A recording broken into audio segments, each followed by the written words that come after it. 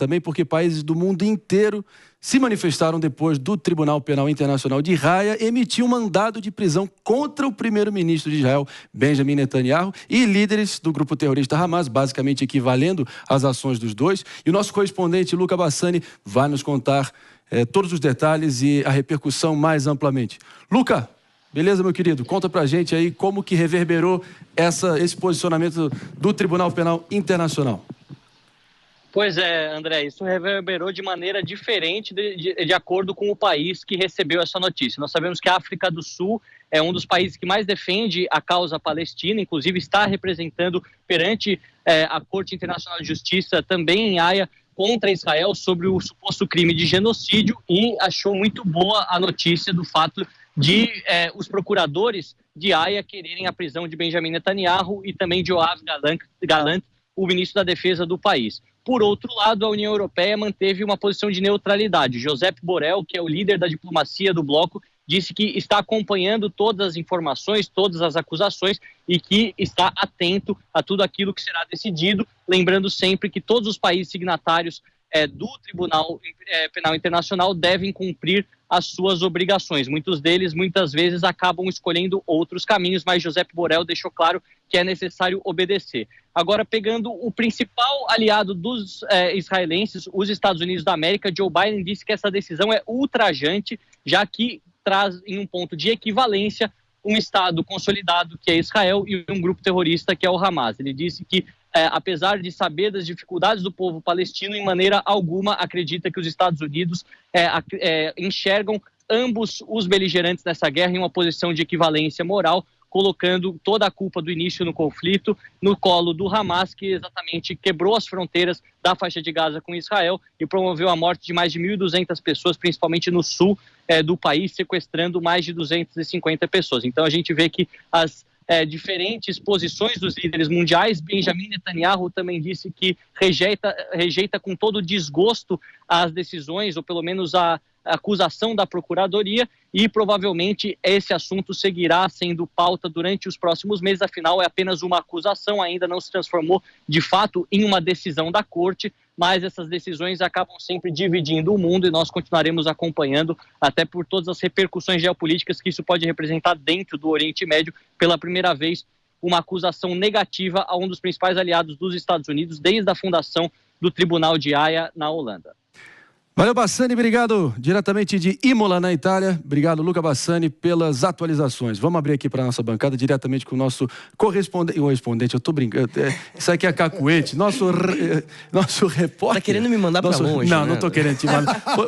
Vou te mandar para Gaza aí, tá ok, Magrela? Vamos lá, meu querido. Porque é o seguinte, por mais que possa haver esse movimento do Tribunal de Haia de tentar colocar líderes do Hamas, do totalitarismo teocrático fundamentalista sanguinário do Hamas, com líderes que podem ser acusados como populistas, autoritários, como Benjamin Netanyahu, não equivalem uma democracia a uma ditadura. Importante salientar, sublinhar 550 vezes necessárias a diferença fundamental entre os dois polos que o Tribunal Penal Internacional entrou nesse afã de querer mostrar uma equivalência moral, botar os dois juntos e dizer, e lavar as mãos, né? Dizer, nós somos agora pessoas ponderadas, nós fizemos aqui o certo de postura equilibrada para atacar os dois. O que você acha, Fabrício?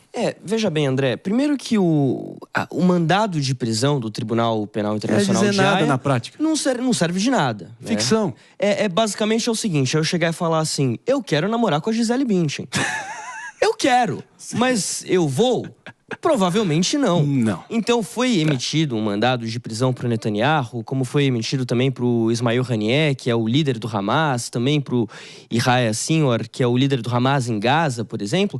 Mas para esse mandado de prisão ser cumprido, algum país vai ter que ir lá, algum país signatário do Tribunal Penal Internacional, são 125 países, tem que ir lá e cumprir esse mandado. Eles vão cumprir?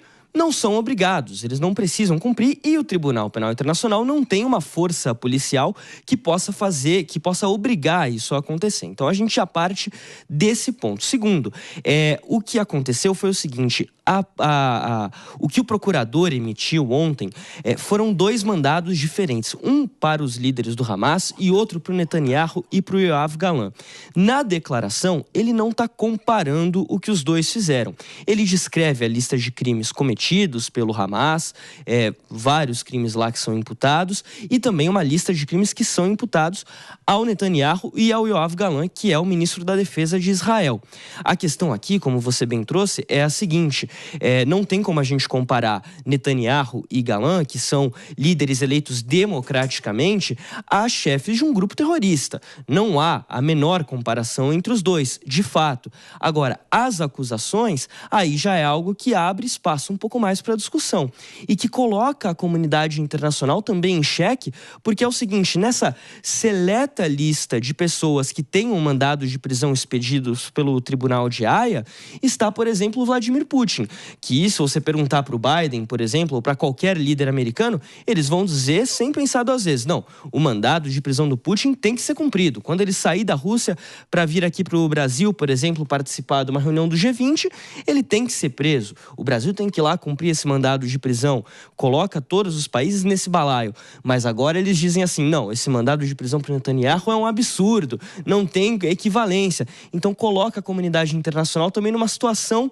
delicada, vamos dizer assim. Quer dizer, o mandado é legítimo para o Putin, é legítimo para o Hamas, mas não é legítimo para o Netanyahu. Por quê? Porque ele não cometeu crimes, é porque ele é democraticamente eleito. Então, qual é a legitimidade do tribunal como um todo? Isso é uma discussão que rende bastante, com certeza. Mota, quero entender a sua opinião aqui também, porque muitos dos detratores de Israel, da contraofensiva das Forças de Defesa de Israel, seguem a plenos pulmões, aos quatro ventos, repetindo os mesmos bordões cansados que eles não fazem ideia do que significa na prática, como from the river to the sea, do Rio Jordão até o mar Mediterrâneo, Israel tem que ser varrido. Isso sim configuraria um genocídio, e não essa contraofensiva de Israel, que sim, tem excessos militares que merecem ser criticados pontualmente, mas não necessariamente configura um genocídio, como tanta gente tem repetido por aí. O que você acha, Mota?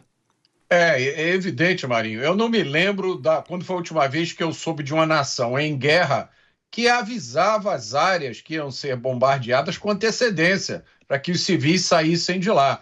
Eu me lembro, por exemplo, do bombardeio de Dresden, uma cidade alemã, feita pelos aliados, bombardeio feito pelos aliados, onde morreram, se eu não me engano, 100 mil pessoas carbonizadas, entre elas mulheres e crianças. Essa é a natureza da guerra. Eu nunca vi uma guerra sendo tratada com tanto cuidado quanto a de Israel. Eu não tenho paciência para essa hipocrisia. Eu não tenho paciência para o que é uma tentativa óbvia de criar uma simetria moral entre o Hamas e o Estado de Israel. É lógico que é isso que está sendo feito. Mas as acusações são diferentes. Não, ninguém quer saber quais são as acusações. As pessoas só ouvem a frase: o promotor pediu a prisão do Hamas e dos líderes de Israel. Tá vendo só, gente? É tudo a mesma coisa. São dois lados da mesma moeda. Eu queria lembrar, Marinho, do estado eufórico dos terroristas do Hamas, quando violentavam mulheres, quando torturavam pais na frente de filhos. Eu vi um vídeo de um terrorista que torturou e matou os filhos na frente dos pais, depois matou os pais, depois levantou, abriu a geladeira da casa, pegou comida que tinha lá para fazer um lanche. Eu também vi um vídeo de um outro terrorista ligando para a mãe, dizendo: mãe, olha que maravilha, hoje eu já matei vários judeus. Ele não se cabia de alegria. E aí a mãe do outro lado dizendo: que bom, meu filho, que bom. Isso, Marinho, é o mal em estado puro. Não há nenhum equivalente disso na face da Terra, a não ser coisas feitas no Irã, a não ser coisas feitas na Alemanha nazista. Não há diálogo com isso, não há compreensão para isso. Eu acho que o único tribunal que poderia julgar isso seria um novo tribunal de Nuremberg.